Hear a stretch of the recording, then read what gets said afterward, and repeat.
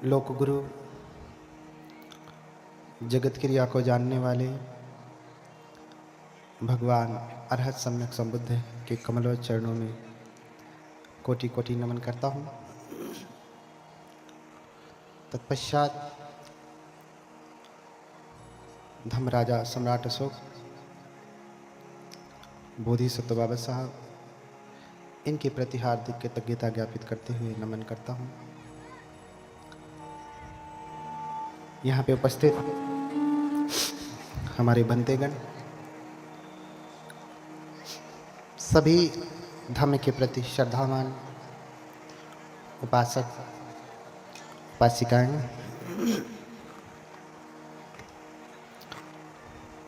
आप सभी लोगों के प्रति हार्दिक मंगल मैत्री करते हुए मंगल कामना करता हूँ। हर दिन जगह ज़्यादा होती फिर भी ऐसे ही बैठते हैं कि गर्मी लगे खूब। थोड़ा सा पीछे सरका जा सकता है, जगह तो बहुत है।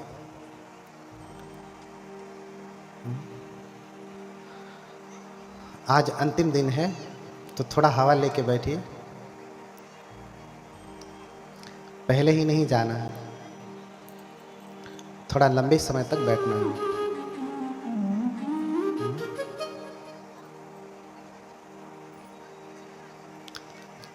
कल की कथा में सुना कि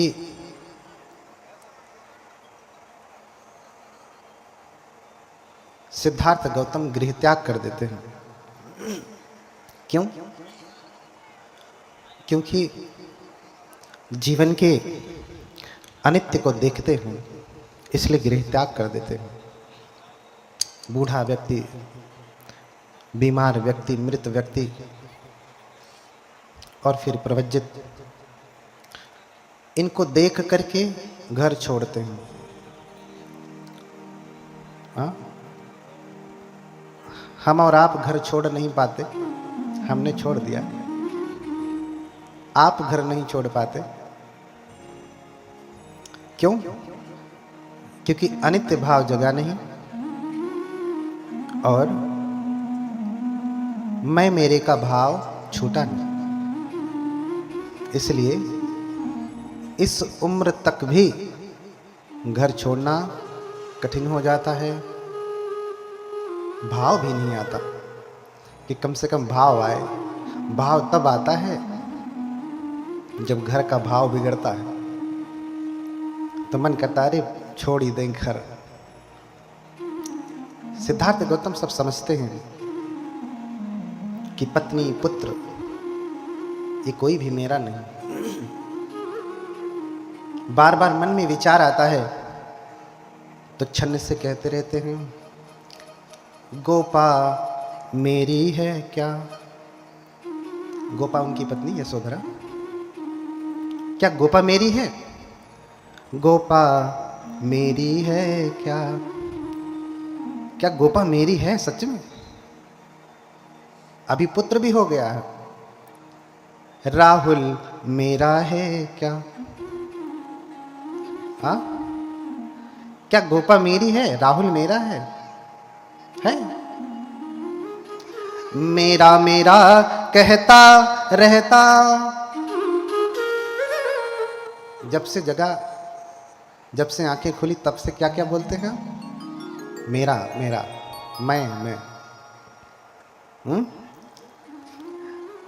मेरा मेरा कहता रहता, जीवन मेरा है क्या? है क्या? नहीं है ना? इसलिए सब कुछ समझ लिए कि न गोपा मेरी, न राहुल मेरे, न जीवन मेरा। और जब ज्ञान प्राप्त किए तो उन्होंने कहा भी कि पुत्र मथि धन मथि इति बालो विहंयति अताहि अतनो नथि कुतो पुता कुतो धन। मेरा पुत्र, मेरा धन, मेरे आंति बंधु, पति पत्नी, भाई बंधु सब मेरे, लेकिन कोई मेरा नहीं। इतना तक कहते कि अताहि अतनो नथि, मेरा शरीर मेरा नहीं है क्या? नहीं।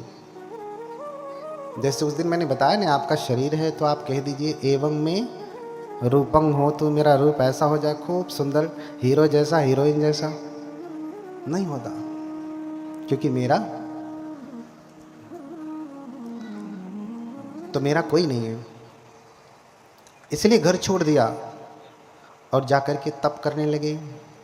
गुरु ढूंढते हैं पहले तप के लिए, अलार कलाम उद्दक रामपुत्र, इन सारे गुरुओं के पास वो बहुत प्रकार की विद्याएं सीखते, तप करते, लेकिन ज्ञान प्राप्त नहीं होता। कठोर तप करते। तप की ऐसी पराकाष्ठा कि शायद आज तक के इतिहास में, धर्म के इतिहास में इतना कठोर तप किसी ने नहीं किया क्या? आपने देखा होगा कभी कभी भगवान बुद्ध की तस्वीर, जिसमें उनके शरीर में सिर्फ ढांचा दिखाई देता है हड्डियों का। बहुत लंबा तप है उनका। तप कैसे करते हैं थोड़ा सा समझ लें। अक्सर लोग भोजन को छोड़ना तप समझते हैं। भोजन छोड़ दिया तो तपस्वी हो गए, व्रती हो गए। भोजन छोड़ा, बाकी सब पकड़ा, सारी बुराई है, लेकिन क्या है? तपस्वी। पहले भी ऐसी प्रथा थी कि तप करिए, भोजन छोड़ दीजिए, न अन्न ग्रहण करिए, न जल ग्रहण करिए, न फल करिए, तो भगवान आपको मिलेंगे। और सिद्धार्थ ने भी ऐसा ही किया, पूरा तप किया। 6 वर्ष तक तप किया। और तप की प्रक्रिया क्या है, कैसे कैसे तप करते हैं, तो वर्णन मिलता है। विनीत विक्रम जी ने बड़ा सुंदर वर्णन किया है। कैसे तप करते? चक्र प्रथम महले ही हारा, रात दिवस मह कहीं बारा।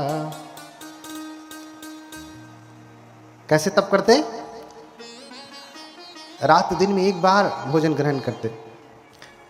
चक्र अपर मह 2 दिन माही, एक ही बार तपोधर खाही। पहले रात दिन में एक बार भोजन करते, बहुत दिन तक किया। अब जो कोई मिला नहीं, कोई प्रकट नहीं हुआ, कोई भगवान, कोई देवता, कोई और अलौकिक शक्ति, तो सोचा कि शायद तपश्चर्या अभी कठोर नहीं, तो और कठोर करता हूं। तो रात दिन में एक करते थे, तो अब 2 दिन में एक बार करने लगे। रात दिन यानी 24 घंटे में एक बार। इसका ठीक करो भैया। हाँ, फिर 2 दिन में एक बार करने लगे। और फिर 3 4 पुनि 6 दिन बीते, ले ही आहार उदर अतिरिते। 2 दिन के बाद फिर 3 दिन में एक बार, फिर 4 दिन में एक बार, फिर 5 दिन में एक बार, फिर 6 दिन में एक बार। तपश्चर्या बढ़ाते गए। इतनी कठोर तपश्चर्या करने लगे कि आज तक किसी ने ऐसा नहीं किया। 3 4 पुनि 6 दिन बीते, ले ही आहार उदर अतिरिते। 6 दिन में एक बार करने लगे। और फिर अन्न भी छोड़ दिया, भोजन करना ही बंद कर दिया। 6 दिन मानी 1 सप्ताह, 7 दिन 8 दिन, फिर बंद कर दिया। लगा कि अभी भी तप शायद कठोर नहीं है, इससे भी कठोर करूँगा तो कोई अलौकिक शक्ति प्रकट होगी, मुझे बुद्ध बना देगी, मुझे ज्ञान दे देगी। अन्नाहार अवध करी पारा, फलाहार व्रत उडकट धारा। अन्न को छोड़ दिया, फिर फल खा करके रहने लगे। और कितना फल खाते थे? 5-10 दर्जन केला, 10-12 किलो सेब, इतना। जैसे आप लोग व्रत रहते हैं तो खूब फल चलता है। अन्न नहीं मिला तो कम से कम 2-4 दर्जन केला ही खा लिया, और फिर भर परात सेब खा लिया, हो गया व्रत। लेकिन वो कितना खाते? कछ दिन आम तो कछ दिन छेही, नित एक फल ले ही न दोई। कभी आम कभी केला, कभी आम कभी केला। रोज एक ही फल लेते थे, दो नहीं लेते थे। आम लिया तो एक आम, केला लिया तो एक केला। पूरा दर्जन भर, पूरा परात भर, इतना नहीं, थोड़ा सा ही। कछ दिन आम तो कछ दिन छही, नित एक फल ले ही न दोई। उसको भी फिर छोड़ दिया, लगा कि ये भी ज्यादा हो रहा है, इससे भी कम खाऊंगा तो शायद कोई शक्ति प्रकट हो जाए। तो फिर क्या करने लगे? प्रतिदिन एक ही चनक चबाई। क्या करने लगे? एक चना चबा के रहने लगे। कितना? एक चना। एक चना तो खाने के बाद यहां तक पूरा हो जाता है ना, लेकिन इतना कठोर तब किया। एक चना खा के एक दिन रह रहे, आप रह लेंगे ना? और वो भी बड़ा लगने लगा उनको। तो नित एक तिल खाही बहोरी, लखही न आन असन मुख मोरी। एक तिल खा करके रहने लगे। कितना कठोर था। मैं बहुत छोटे में बता रहा हूँ, शॉर्ट करके बता रहा हूँ तपश्चर्या, क्योंकि आज ही है। एक तिल खा के रहने लगे। अब बताइए, अब जब देखा कि ये भी शायद ज्यादा है, तो फिर पानी पी करके रहने लगे। पानी भी अधिक लगने लगा तो सोचे शायद पानी पी रहा हूं इसीलिए कोई पराशक्ति मेरे ऊपर कृपा नहीं कर रही है कि ये तो अभी कुछ न कुछ ले रहा है, शायद ये भी छोड़ दूं तो वो प्रसन्न हो जाए। इसलिए पानी उछारी पवन पर रही, करि तप उग्र दुसह दुख दही। फिर जल भी छोड़ दिया, पानी भी छोड़ दिया, पानी पीना बंद, सिर्फ हवा पी करके रहते थे। हवा, हाँ, 2-4 गिलास हवा पी लिया और रहते थे। आप कितना गिलास हवा पीते हैं? कितना लीटर? कितना किलो? हाँ, वो भी जितना आप पीते हैं उतना वो भी पी करके रहने लगे। हाँ, और जब तप कर रहे हैं तो उनके साथ 5 तपस्वी भी हैं। 5 तपस्वी, भद्दी, अस्सजी, कौंडिन्य, महानाम, वप्र। जो मैंने बताया 8 ब्राह्मण आए थे, उसमें एक कौंडिन्य है। वही कौंडिन्य है इन पंचवर्गीयों में। इन पंचवर्गीयों में वही कौंडिन्य है। अब कौंडिन्य सबसे सीनियर हो गए यहाँ पे 5 में। वहां सबसे जूनियर थे, यहां सबसे सीनियर हो गए, ज्येष्ठ हो गए। और जब सिद्धार्थ तप कर रहे हैं तो वो भी तप कर रहे थे। जब तक भोजन चला तब तक चले, जब तक फल चला तब तक चले, जब तक तिल खा करके रहे तब तक चले, और जब पानी पी करके रहे तब तक चले। पानी भी छोड़ दिया, हवा पी करके रहने लगे तो इनका संयम टूट गया। देखी विकट तप धीरज भंगा, पंच तपी छक छारे नहीं संगा। उनका धैर्य अब नहीं रहा। भैया हमसे नहीं होगा, अब तुम ही तप करो, जब ज्ञान प्राप्त होगा तो हमें बता देना। हाँ, तुम तप करो पाना तो हमें बता देना। हाँ, देखी विकट तप धीरज भंगा, पंच तपी छकी छारे नि संगा। तजहि न गौतम निज तप घोरा, अटल रहे संकल्प कठोरा। वो तो भाग लिए, लेकिन सिद्धार्थ भगौड़े थोड़ी ना कि भागेंगे। मैंने पहले ही बताया, घर छोड़ करके भाग करके कोई भगौड़ा होगा, बुद्ध नहीं हो सकता है। आपके घर में झगड़ा हो, झगड़ा छुड़ाने के लिए कहिए भैया मत झगड़ा करो, मैं यहीं घर छोड़ के चला जाता हूँ, सारी झंझट ही खत्म, और मैं चला जाता हूँ। और जब घर छोड़ के चले गए तो चलो अच्छा मैं घर छोड़ के आया हूँ, प्रयास करता हूँ बुद्ध बन जाता हूँ। बुद्ध बन जाएंगे? नहीं, जब तक आपकी चेतना जन्म से ऐसी नहीं है, नहीं बन सकते। बुद्ध कोई भगौड़े नहीं है, सिद्धार्थ कोई भगौड़े नहीं है। तजहि न गौतम निज तप घोरा, अटल रहे संकल्प कठोरा। अपने संकल्प पर अटल रहे कि नहीं, चाहे कुछ हो जाए, चाहे कुछ हो जाए, मैं तब छोड़ूंगा नहीं।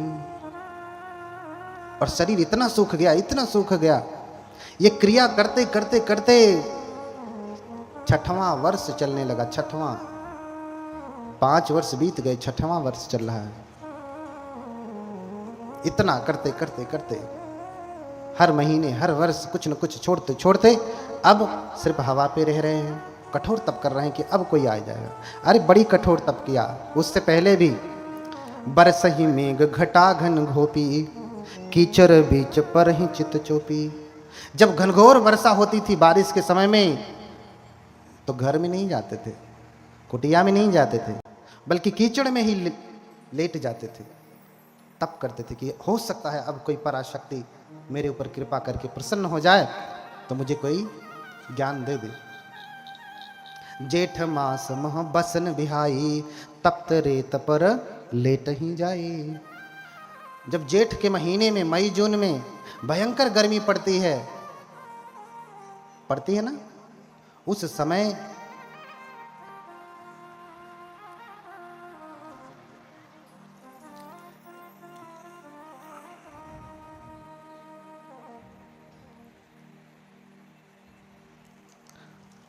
तो जब गर्मी का समय था, भयंकर गर्मी, उस भयंकर गर्मी में भयंकर तप रही रेत पे जाकर के लेटते थे कि शरीर जब तपेगा तो हो सकता है कोई प्रसन्न हो जाए। लेकिन कोई प्रसन्न नहीं हुआ। बड़ी लंबी तपस्या, बड़ी लंबी तपस्या, लेकिन कोई प्रकट नहीं हुआ। तो शरीर सूख गया, सिर्फ रक्त मांस खर ताप सुखाने, हाड़ हाड़ सब देह लखाने। सब कुछ सूख गया, मांस सूख गई, रक्त सूख गया, जो कुछ भी था अंदर के अंग वो सब कुछ सूख गए। अब क्या बचा? सिर्फ हाड़, हड्डियां। हड्डियां पूरी एक एक आप गिन सकती हैं। जैसे कभी कभी कोई बच्चा कुपोषण का शिकार हो जाता तो उसकी हड्डियां गिन लेते हैं ना, बिल्कुल वो तो फिर भी ठीक होता है।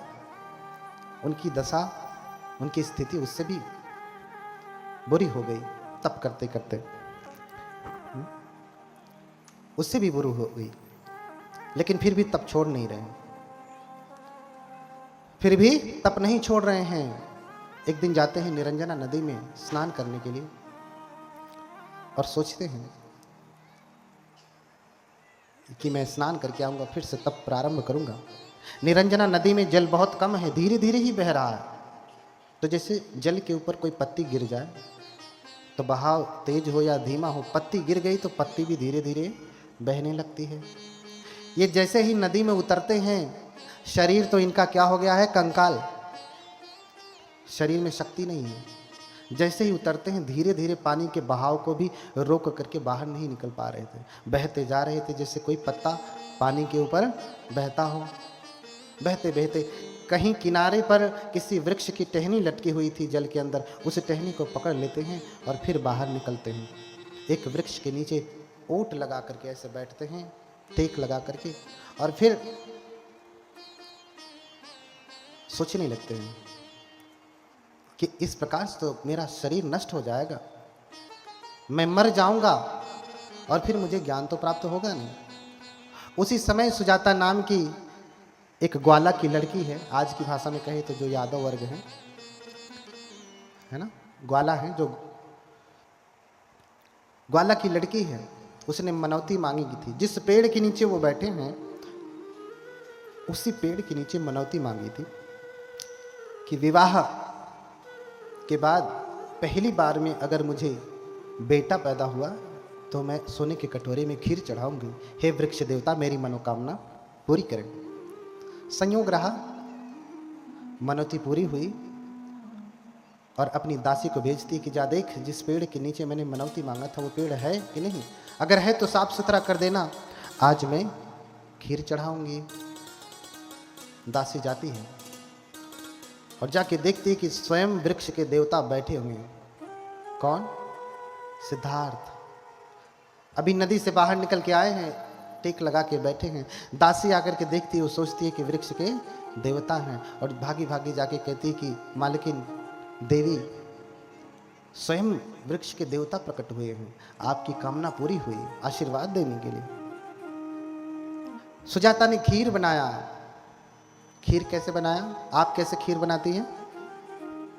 पुरुष भी बनाते होंगे, ज़्यादातर माताएं ही खिलाते पिलाते हैं। आपका शरीर जो इतना हट्टा कट्टा है, माताओं की देन है। गर्भ से लेके गर्भ के बाहर आने तक ये स्वस्थ शरीर किसकी देन है? माताओं की देन है। अब पुरुष वर्ग भी थोड़ा सहायता करने लगे हैं, थोड़ा, वो भी धमकी देने के बाद। बोलिए भगवान बुद्ध की। हाँ, कैसे खीर बनाती हैं? सुजाता ने कैसे खीर बनाया? वर्णन मिलता है कि सुजाता, जो कि ग्वाले की लड़की है, बहुत गौएं हैं, 1000 गौओं का दूध निकाल करके 500 गौओं को पिलाती है। गाय का दूध जब खराब होने लगता है तो लोग गाय को ही पिला देते हैं, भैंस का भैंस को ही पिला देते हैं। जब ज़्यादा हो जाता तो क्या करें, पहले कोई बेचा नहीं जाता। 500 का निकाल करके 250 को पिलाती है। इसका दूध खराब नहीं हो रहा है, लेकिन खीर बनाना है इसको। फिर 250 का दूध निकाल के 100 को पिलाती है, 100 को फिर 50, 50 से फिर 25, 25 का निकाल करके 16, 16 से फिर 8 गौओं का बचा हुआ दूध निकाल करके वो खीर बनाती है। खीर बनाती है, उसमें चावल नहीं डालती। आज की भाषा में कहें तो खोआ हो गया। वो दूध जलाएंगे तो क्या बनेगा? खोआ। उसमें चावल नहीं पड़ा है, हम चावल डाल के खीर पकाते हैं। दूध पकाया और इतना पकाया कि खीर हो गई, खीर जैसा हो गया, है ना। और 1 कटोरा खीर, 1000 गौओं के दूध की खीर पका करके वो बोधिसत्व को चढ़ाने के लिए जाती है। लेकिन इनका शरीर इतना दुर्बल हो गया कि तो आती है, लेकिन बोधिसत्व टेक लगा के बैठे हैं, सिद्धार्थ टेक लगा के बैठे हैं, उनको प्रणाम करती है और कटोरा थमाने लगती, लेकिन शरीर में शक्ति नहीं है। तो हाथ तो कांपते कांपते आगे करते हैं, लेकिन कटोरा जैसे ही पकड़ते हैं हाथ कहाँ चला जाता? नीचे चला जाता, क्योंकि शरीर में शक्ति नहीं है। तो सुजाता भी धीरे से सामने कटोरा खीर से भरा हुआ रख देती और फिर प्रणाम करती। कनक कटोरही हाथ गहाई, सो सब गात गई मुस्काई। प्रसन्न होकर के उसने कटोरे को दे करके, दान करके प्रसन्न होकर के जाती है। अब बोधिसत्व तो सोचने लगते हैं कि इस प्रकार से तो मेरा शरीर ही नष्ट हो जाएगा, ऐसे तब करूंगा तो शरीर नष्ट हो जाएगा, फिर मुझे ज्ञान प्राप्त नहीं होगा। अच्छा हो कि मैं मध्यम मार्ग अपनाऊं, मध्यम मार्ग अपनाऊं, मैं ज्यादा भोजन न करूं, ज्यादा त्यागू नहीं। तो उस दिए हुए खीर को 49 कबल बनाते हैं। 49, कितना? 49 कबल निवाला, चूंकि सूखा है ना। अब दूध पकाने के बाद सूख गया, खोवा हो गया या खोया हो गया, जो भी आप कहते हैं, उसको 49 कबल बनाते हैं।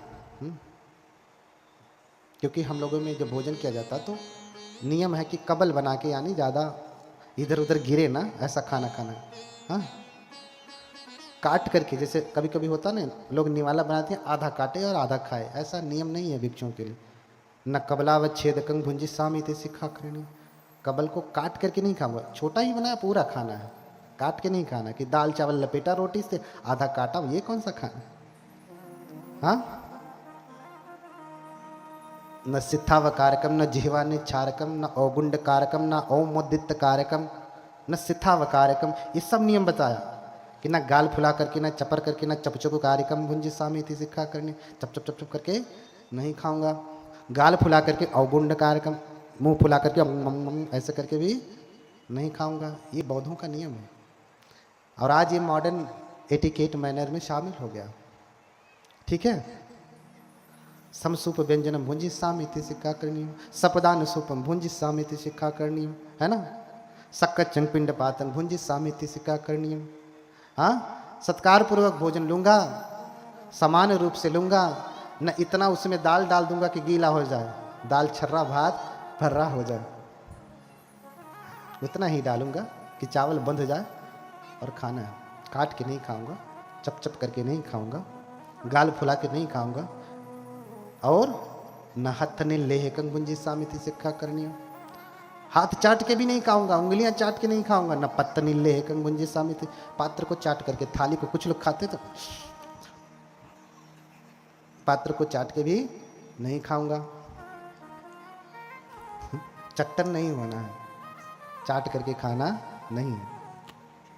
बहुत सारे नियम है, 75 प्रकार के खाने के नियम है, सेखियां हैं, उसके बाद तो और भी भिक्षुओं के बहुत सारे नियम। इसलिए 49 कबल बनाया। कबल कबली का आहार है ना, मैंने 4 आहार बताया, ये पहला आहार। 49 कबल बनाया और खा जाते हैं।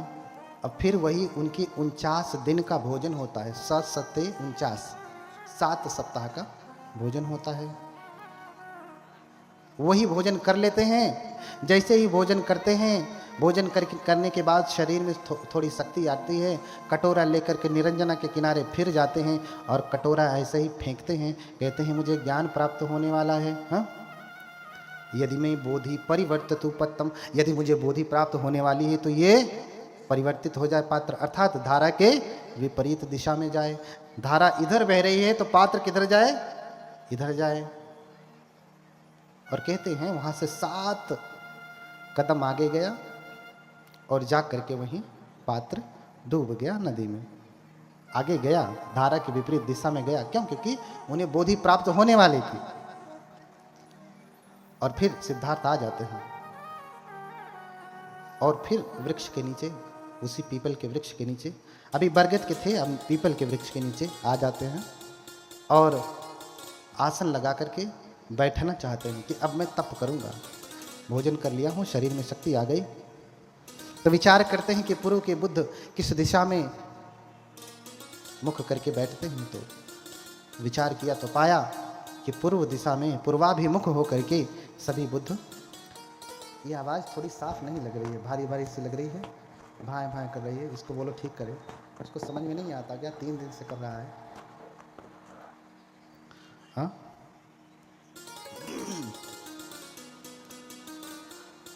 तो पूर्व की तरफ मुख करके बैठते हैं, पूर्व की तरफ मुख करके बैठते हैं तप करने के लिए। और फिर प्रण करते हैं। आप भी प्रण करिएगा, सिद्धार्थ ने जो प्रण किया सो प्रण करिएगा। अगर आपको ज्ञान प्राप्त करना है, बोधि प्राप्त करना है, तो कोई दाल चावल या खिचड़ी थोड़ी नहीं है, ऐसे रख दिया, सीटी मारा, उतारा, खा लिया, बुद्ध हो गए, ऐसा तो नहीं है। इतना आसान होता तो कब का हो जाते। सिर्फ किताब पढ़ लेते तो बुद्ध हो जाते, ऐसा तो नहीं होता। कोई बुद्ध किताब पढ़ के थोड़ी ना होता, ग्रंथ पढ़ के थोड़ी ना होता, जब तक तप न हो। और जब बैठते हैं तो प्रण करते हैं, इहि आसने शुष्यत्यु में शरीरम। क्या प्रण करते हैं? इहि आसने शुष्यतु में शरीरम, त्वगस्थि मनसं विलयं च यातु, अप्राप्य बोधिं बहुकल्प दुर्लभा। क्या कहते हैं? इहि आसने शुष्यतु में शरीरम। इस आसन पे बैठ करके जो मैं तप करने जा रहा हूं, चाहे मेरा शरीर सूख क्यों ना जाए, चाहे मेरा शरीर सूख क्यों ना जाए, हड्डियां हड्डियां क्यों ना बचे, चाहे मैं मर क्यों ना जाऊं, इहि आसने शुष्यतु में शरीरम, त्वगस्थि मनसं विलयं च यातु। त्वचा, अस्थियां, मज्जा, ये सब कुछ विलय को प्राप्त हो जाए, नष्ट क्यों ना हो जाए। अप्राप्य बोधिं बहुकल्प दुर्लभा, न ह्यासनाद गात्रमिदं चलिष्यति। जो बोधि बहुत कल्पों तक के लिए दुर्लभ होती है। मैंने कल्प बताया था ना उस दिन, कितना लंबा होता है, कितना लंबा, बहुत लंबा बताया था। पर्वत की चोटी वाला बड़ा वाला डब्बा, याद आया कुछ? किसी को याद आया? सुन सुन करके इधर से आगे पाठ पीछे सपाट, बहुत लंबा बताया था ना, बहुत लंबा, वर्षों से गिना नहीं जा सकता। अप्राप्य बोधिं बहुकल्प दुर्लभा, न ह्यासनात् गात्रमिदं चलिष्यति। जब तक मुझे वो बोधि प्राप्त न हो जाए जो कल्पों तक में भी दुर्लभ है, प्राप्त करना आसान नहीं, तब तक मेरा यह शरीर हिलेगा भी नहीं। न ह्यासनात् गात्रमिदं चलिष्यति, मेरा शरीर हिलेगा भी नहीं। 6 साल तक किए और उनका शरीर हिला भी नहीं है। हाँ, अब आप देखिए आप कितना देर तक हिलते नहीं हैं। मैं भी हूं यहीं पे, हाथ हिलेगा, हाथ वाथ हिलाइए। सारा काम तो यहां से नीचे का है। बैठिए, आप सभी लोग बैठिए, देखता हूं कि कितनी देर तक बिना हिले हुए बैठते हैं। जितना आप कर ले जाएंगी उतना आपका तप पूरा हुआ, उतना माइनस हो जाएगा आपके तप में से। उतना माइनस कर दिया जाएगा, कम कर दिया जाएगा, इतना ही करना बचा तब। तो प्रण किया कि इस स्थान पर बैठे बैठे सूख क्यों न जाए शरीर, मैं मर क्यों न जाऊं, लेकिन बिना दुर्लभ बोधि को प्राप्त किए हुए मेरा शरीर हिलेगा भी नहीं। और फिर तप में लीन हो जाते। तप में लीन होते तो जब लंबे शरीर का व्यक्ति भोजन छोड़ देता है तो कंकाल भी कैसा लगता है, लंबा लंबा, एकदम बैठे हैं पूरे। और दूसरा, जब अधिक दिनों तक भोजन न करिए, अभी आप रात भर भोजन न करिए तो सुबह में भोजन करेंगे, पूरा 24 घंटे भोजन न करिए, तो फिर जब भोजन करेंगे तो शरीर में कोई संवेदना होती है, होती है कि नहीं? आपको खुद ही पता चलने लगेगा कि जो निवाला आप निगल रहे, इधर से होते हुए यहाँ से यहाँ से यहाँ से यहाँ से यहाँ जा रहा है, वहाँ से नीचे जा रहा है, ऐसे ऐसे ऐसे करते हुए पूरा पता चलेगा ना।